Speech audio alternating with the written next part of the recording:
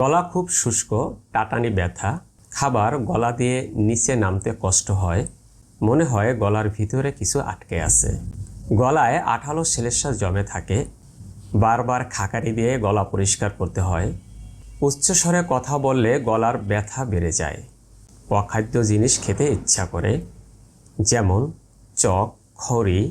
কাঠকয়লা বা চা পাতা, মাংস খেতে অনিচ্ছা,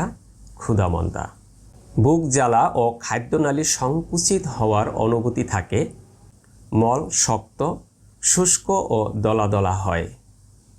এমনকি নরম মলও কষ্ট করে বের হয়, মলদ্বারে জ্বালা, চুলকানি, টাটানি ব্যথা ও কখনো কখনো রক্তপাত হতে পারে। 2-3 দিন পর পর পায়খানা হয়। এসব লক্ষণ থাকলে হোমিওপ্যাথিক ঔষধ অ্যালোমিনা বিবেচনা করা হয় এবং রোগীর অন্য কোনো জটিলতা না থাকলে চিকিৎসকের পরামর্শ নিয়ে